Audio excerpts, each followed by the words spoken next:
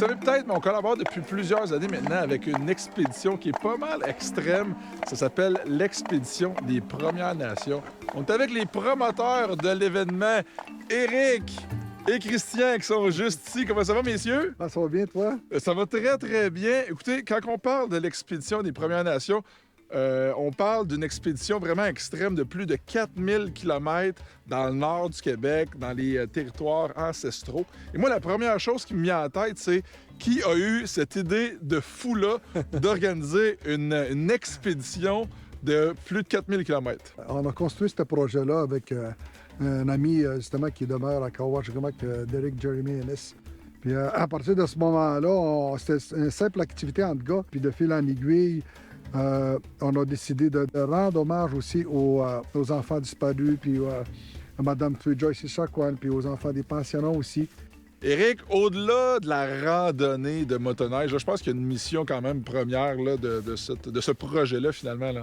Donc oui, je m'occupe un peu du côté spirituel. Christian, c'est mon grand frère, en premier lieu. Donc je l'aide à préparer tout l'aspect de gestion du projet, mais en même temps aussi de tout le côté spirituel. Comme on disait, moi j'ai toujours avec moi le matin, je me lève et puis je mets mon sac de médecine. Mon sac de médecine, c'est toujours propre à une personne. C'est toujours fait, mettons, pour la personne qui le reçoit. On ne le fait pas nous-mêmes. Moi, c'est une de mes amies qui me l'a offert. Là-dedans, il y a du foin d'odeur, de la sauge et puis des racines de fraisier. Je suis nanjouan. Donc, c'est un élément qui va être toujours personnalisé. Et puis, j'ai une écaille de tortue dedans aussi, parce que mon animal totem, c'est la tortue. Donc, tout ça est là-dedans. Puis, moi, tous les jours, bien, ça me permet de me connecter à quelque chose. Il y a Dieu, nous on l'appelle le Créateur ou Guijamando. Donc c'est la façon là, que moi, mettons, ça m'aide à tous les jours à passer au travers différentes épreuves.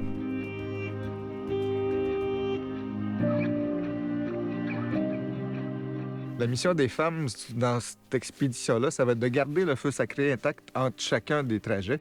Dans le fond, en allumant ce feu-là, on rallume la flamme dans toutes les communautés. Puis c'est une grande visite qu'on fait à nos frères et sœurs qu'on n'a pas fait depuis des dizaines d'années, ça s'est pas fait. Donc, l'esquidou, c'est un prétexte pour se rendre dans les communautés.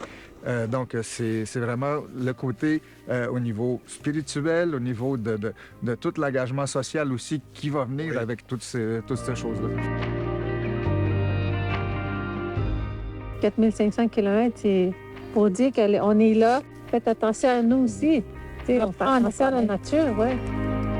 C'est important que les gens y apprennent à nous connaître. Ah ouais. La communication, ça ouvre des portes.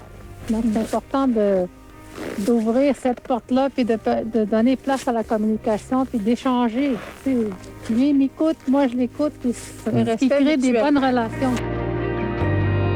Avec toutes les expéditions, il faut se tester aussi en tant qu'humain. On peut pas parler, évidemment, d'expédition sans parler des motoneiges. Hein? Puis là, on en a une ici là, qui est légèrement modifiée, pour ne pas dire très modifiée. Est-ce que tu peux nous en parler un petit peu? Oui, exactement. Ça prend quand même des motoneiges qui sont capables d'aller dans des endroits qui sont extrêmement difficiles, dans des conditions extrêmes. Ça prend des 24 pouces.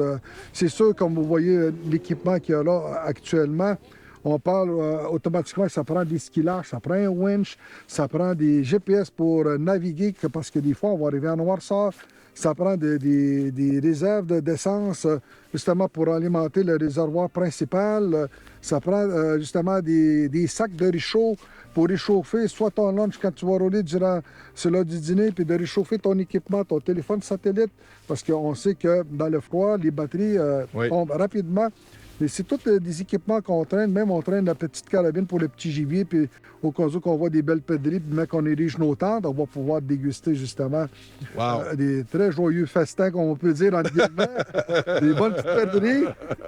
Puis ça prend aussi un traîneau super heavy duty, parce que ce traîneau-là, tu ne trouveras pas ça sur le marché. C'est fou que toi, tu le fabriques. OK, moi, Patrick, là, comme je te dis, moi, j'aime pas bien ça, ton affaire, ton attache de même. Parce qu'à un moment donné, si on passe dans un plan d'eau où il y a de la glace, si on passe dans des places où il va y avoir un morceau d'arbre, l'arbre, tu l'accrocher, puis tout t'arracher ça, puis te briser ça one shot. suis dans la réserve des Forces canadiennes. Ça fait 32 ans. Puis j'ai eu le privilège de faire beaucoup d'émissions en Bosnie puis tout. Puis j'ai été dans le Grand Nord avec les Rangers, faire des activités avec eux autres. Mais ça va être la première fois que j'ai le privilège de partir avec chaque membre de chaque communauté pour l'expédition. J'ose avec tout le monde en même temps. Moi, je suis habitué. Je m'en vais à Chitassébi. J'ai toute la gang de Chitassébi, les Cris puis tout. Mais là, à ça, j'ai des Cris, j'ai des Mohawks, des Atikamekw, tout. On est tous ensemble. Puis on va découvrir le territoire tout ensemble, puis m'a tout voir ça. C'est une expérience de vie unique à ce que ma vie. Je capote. Je pensais jamais vivre ça dans ma vie, une expérience comme ça. Là. Puis là, je le vis. C'est incroyable. Pour la motoneige, OK, pour l'expédition des Premières Nations, qu'est-ce qui est recommandé qu'il faut avoir? C'est une expédition 900, ACE ou Turbo, le LE, le SE ou le Super Watt Track. C'est les 3 modèles qui sont considérés pour faire l'expédition, pour l'approvisionnement des pièces puis toute la même machine. Puis c'est des bonnes machines, des 4 temps. Juste des 4 temps, on n'a pas le droit aux 2 temps. Puis moi, regarde, je l'ai pimpé à mon goût avec plaques de protection, pattes d'ours, tous les bumpers. J'ai rajouté des lumières, ça l'éclaire le jour. Windshield ajustable, téléphone chauffant, tous mes accessoires GPS. Puis j'ai tout équipé les commodités en roulant, un petit réservoir d'essence, équipement de booster pack, chauffer ma bouffe en roulant. Je me déplace même pas, je mets ma ration là-dedans, là. Puis une demi-heure avant, je mets ma ration dedans, puis ça cuit en roulant, là, il n'y a aucun problème. Après ça, j'ouvre ma ration, puis je mange tout de suite. Il n'y a pas de... j'arrête pas. Puis il y a tout le système en arrière pour mettre la chainsaw, la carabine, les lumières LED, des strobes en colle, les eye scratchers. Tout est blindé, suspension blindée. J'ai tout mis le plus solide qu'est-ce qu'il fait de BRP. Puis c'est avec cette machine-là que je vais faire l'expédition des Premières Nations. Je donne mes trucs. Qu'est-ce que j'ai en 32 ans d'armée, là, t'en apprends pas mal des trucs. Puis j'ai travaillé avec les Rangers, faire des tipis, des planchers de sapin, des tipis puis tout. Puis le traîneau avec l'armée, avec les conseils de Christian puis tout, là, avec toute la gang qu'on a, quel équipement acheter puis tout. Parce que dans l'armée, c'est le fun, mais c'est tout gros qu'est-ce qu'on a. La grosse tente d'armée, c'est pas ça qu'on a de besoin. Nous autres, c'est des out puis des in tout de suite. Christian nous a donné des bons conseils pour acheter des tentes, puis check, je l'ai pimpé à mon goût, faire mon trou de cheminée, mettre un beau petit poêle à bois, fanal au nafta, puis mon traîneau, la même affaire. Là, j'ai pimpé un peu plus mon traîneau, je l'ai protégé mon équipement en mettant des toiles, tout strappé ça, une boîte de survie avec génératrice Honda, plein d'affaires. Toutes des affaires pour essayer d'avoir la meilleure expérience de vie possible. Puis je pense à mes chums, j'ai toujours un petit peu de space park. Mes chums, là, s'ils ont des problèmes, là, je peux les supporter souvent. Mais là, on va faire le tour de tout le monde, puis montrer les feux sacrés, montrer notre... on est ouvert à tous, il faut tout travailler ensemble. Oublie pas, on a une vie à vivre, hein? Puis il faut la vivre dans les meilleures conditions possibles. Puis ça, il y a une connexion avec tout le monde, là. Puis là, on va le vivre dans 7 fois. Dans tout le tracé, c'est incroyable. Là. On va goûter de toutes les communautés. وطبعا بردش ماروتنا ديك تجي جيتك ودي تجي كريكيد من منو داش دسبري détache le là puis remets-le par le dessus. Go. T'as-tu les deux 5 gallons? Ouais, OK, on va attacher les deux 5 gallons. Imagine-toi que t'es en mode racing là. Challenge Canada là, il est son petit poulet. Ça prend de l'essence. Hein? Écoute, oui. tu tires une charge de 500 livres. Absolument. Ça prend beaucoup d'essence, ça consomme beaucoup. Puis chaque bidon équivaut en hors-piste avec un bidon de 27 litres équivaut à 100 km. Wow, okay. Si tu calcules, comme dans mon équipement actuellement, on a 43 litres, on a un 20 litres. Tu as 4 bidons de 27 litres plus un autre bidon de 15 litres, puis j'ai une autonomie de 725 km. Okay. En hors-piste, ça veut dire que je suis complètement autonome. Je peux partir du point A au point B, la conscience tranquille. On amène notre tente, on peut ériger notre tente n'importe où dans un nowhere. C'est exprès pour le tuyau de poêle, pour éviter justement là, que le feu poigne après toute la toile. Il y a le van life, mais il y a aussi la motoneige life qu'on a juste ici. Merci, Eric, c'est vraiment extraordinaire. Et Christian, rapidement, les dates avant d'y aller? Oui, ça débute du 16 février 2023 jusqu'au 4 mars. Le monde peut nous suivre aussi. Je les invite à nous suivre sur nos réseaux sociaux, nos plateformes. De nous suivre aussi sur notre site web au www.expédition-union fn.com. Ouais, ben messieurs, bonne chance. On va être avec vous, puis on va vous suivre, c'est sûr. Merci. Merci.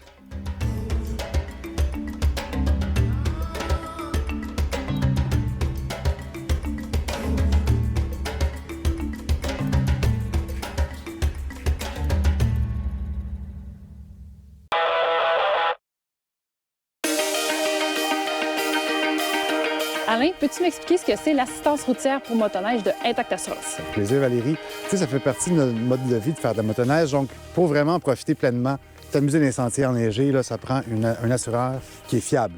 Donc, avec Intact Assurance, avec ma motoneige et moi, c'est le produit qui a plein d'avantages. Notamment, c'est l'assistance routière. Ça te donne 3 services par année, que ce soit au Québec, en Ontario, au Nouveau-Brunswick ou en Nouvelle-Écosse, 24 heures sur 24. Et ça t'aide si tu as une panne d'essence ou bien si tu as un bris mécanique. Tout ce que tu as à faire, c'est très, très simple. Tu appelles un numéro sans frais et on vient t'aider, mais il faut que tu amènes ta motoneige sur le bord d'une route. Donc, tous les détails de ce service-là sont sur le site web de la FCMQ dans l'onglet Assurance. Merci, Alain. Merci, Valérie.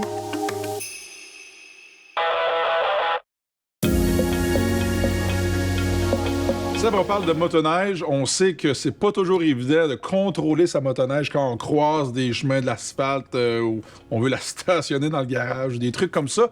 Et là, ben, on a des produits que tu vas nous présenter aujourd'hui qui vont régler ce problème-là. Oui, en effet. Fait qu'on a ici avec nous là, 2 produits qui peuvent pallier à ça. On a le roller ski par Calipièce, puis on a le Rouski de Kimpex. Comme tu mentionnais, qu'on ait besoin de lâcher le sentier pour aller mettre de l'essence ou tout simplement déplacer sa motoneige dans le garage.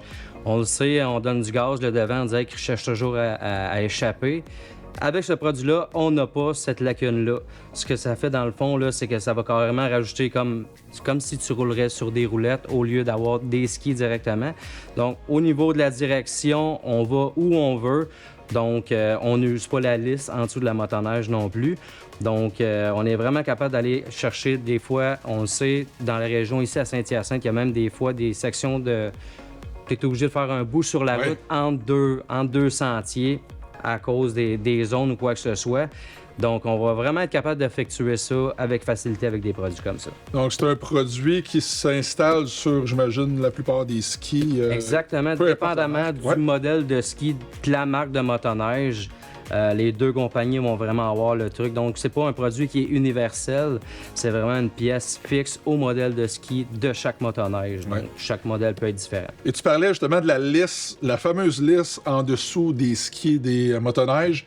Et on peut parler de sécurité parce qu'évidemment, plus qu'on use cette fameuse lisse-là, ben moins qu'on a de contrôle dans les sentiers, c'est évident. Donc ça, évidemment, ça va venir régler ce problème-là. Exactement. Donc on finit, là, si des fois on sert des clients qui peuvent passer 2 sets de lisse d'usure par saison.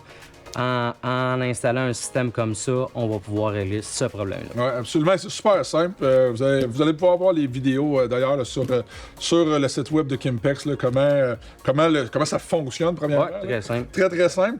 Et c'est le fun parce que vous avez justement plusieurs modèles. Vous avez du choix en masse chez ADM, et je pense que ça, c'est une de vos forces. Oui. Vous êtes quand même un gros magasin, beaucoup de produits, beaucoup d'inventaire. C'est quelque chose qu'on travaille beaucoup, je pense, chez ADM. C'est d'ailleurs une de nos forces. Tu l'as vu, on s'est promené ensemble tantôt dans le magasin. C'est grand. C'est grand, on en a du stock. Énormément d'inventaire. Exactement. On va avoir un inventaire pour être capable de répondre aux besoins de chacun, pour être mal pris avec des back-orders qu'on appelle en anglais ou quoi que ce soit. Nous, en fait, on a toujours quelque chose qui va réussir à accommoder, même si, exemple, le premier choix qu'on voudrait n'est pas possible. C'est vraiment intéressant, 2 produits québécois. On encourage, moi je le dis souvent, là, on encourage ceux qui encouragent le sport. Donc, c'est super important, la gang. Donc, je pense qu'on est bien servi avec ces produits-là. Merci, Seb.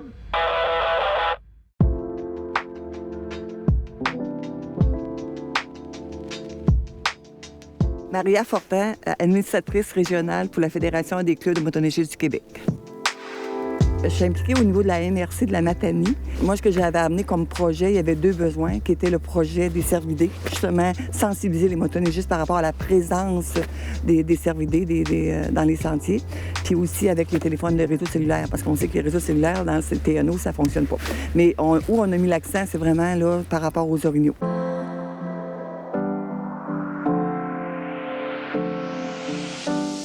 c'est des orignaux qui sortent, surtout quand il y a des tempêtes de neige puis que la neige est molle.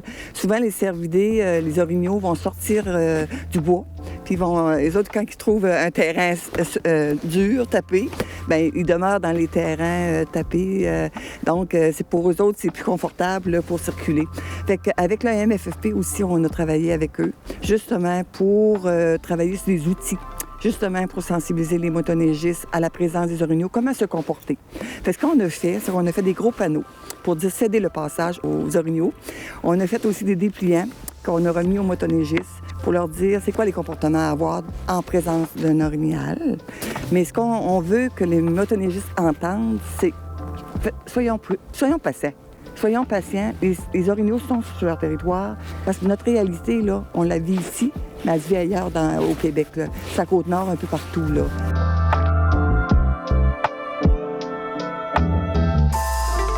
Puis aussi, un autre projet sur lequel on a travaillé, c'est avec l'agent de liaison. C'est d'avoir des sorties d'urgence. Si éventuellement il y a des... Parce qu'on le sait, parce que les opérateurs de machines, lorsqu'ils circulent, ils nous le disent. Maintenant, dans ce territoire-là, il y a des orignaux. Donc là, à ce moment-là, on regarde la possibilité avec la carte interactive, voir s'il n'y avait pas des sorties d'urgence. Fait que tout ce qu'on développe comme outil, comme stratégie, je pense que plus ça va être connu, plus d'autres régions pourront l'utiliser. Puis ça va nous faire plaisir de leur remettre l'information, de leur remettre les outils. Fait que c'est ça qu'on veut faire avec cette campagne-là. C'est nouveau cette année, mais je pense qu'on va faire un bilan de ça à la fin de l'année. Puis après ça, ça va faire des petits... Peut-être qu'il va y avoir d'autres projets qui vont être aussi initiés.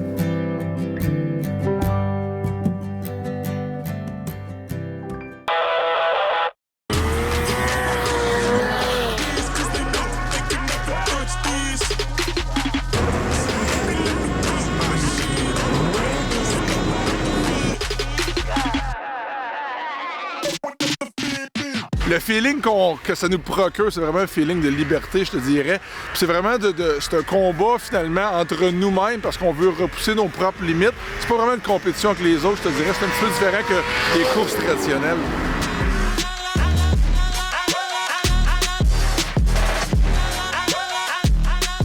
On est sur un terrain privé chez mon ami Pierre-Luc Trépanier, un spécialiste en freestyle motoneige. On va aller voir son setup puis ce qu'il nous prépare. Pierre-Luc, merci de me recevoir chez vous dans ton terrain de jeu, ton compound, comme on peut appeler. Premièrement, peux-tu nous expliquer qu'est-ce qu'on a en arrière de nous? Bien sûr, en arrière, là, on a deux rampes. Là. Une Super Kicker qui est une rampe officielle là, pour sauter comme au X-Games. Oui. J'en ai une autre là, qui est une Aussie Comp là, qui saute un petit peu moins haut, plus sur la longueur. Fait que c'est les deux rampes qu'on utilise en skidoo. Fait que c'est là-dessus que je me pratique. Comment ça se passe, toi, le day-to-day, quand tu veux aller justement faire un spectacle, les préparations? Peux-tu nous donner un petit peu plus de détails de ce que ça implique, finalement?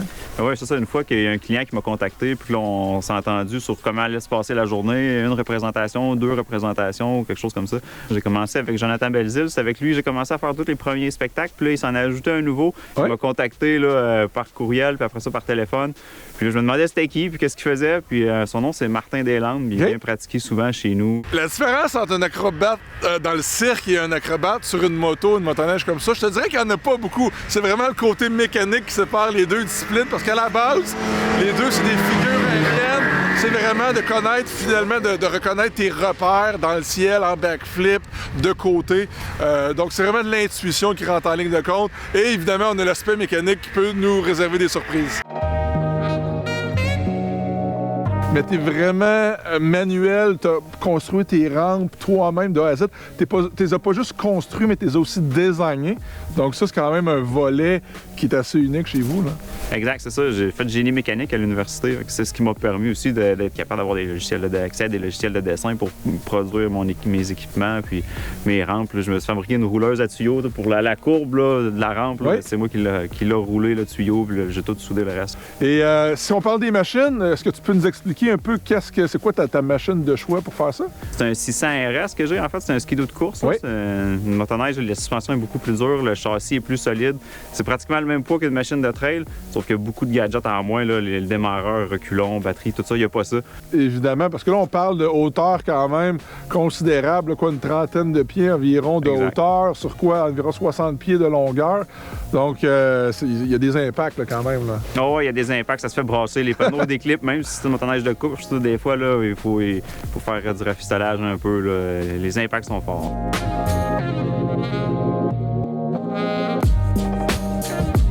Pierre-Luc, quand j'ai commencé à faire du freestyle motocross début des années 2000, mon père m'a dit « Ben, fais attention avec ça, ça va être une mode. 2 ans, puis ça va être fini. » Puis 20 ans plus tard, puis on est encore là, puis on en parle encore.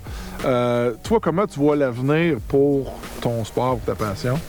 Bien, moi, je pense qu'il y a un bon avenir dans le domaine du spectacle, c'est certain, parce que tant qu'il y a du monde qui vont en faire puis que c'est marginal, bien, les jeunes, les nouveaux, les enfants qui voient ça, c'est sûr que c'est impressionnant. Ça va toujours impressionner le monde, puis c'est différent de le voir en vidéo puis le voir en vrai. Absolument. Donc, je pense qu'il va toujours avoir un avenir là-dedans, tant qu'il va y avoir du monde qui vont le pratiquer. C'est ça, parce que c'est très spectaculaire, comme tu dis. Donc, on n'a pas besoin de connaître le côté technique des figures pour apprécier finalement un spectacle de freestyle en motoneige. Pierre-Luc, merci de nous avoir reçus dans ton compound. C'est vraiment impressionnant. C'est le fun de te voir aller. Lâche pas, t'as de l'avenir. Merci, Ben.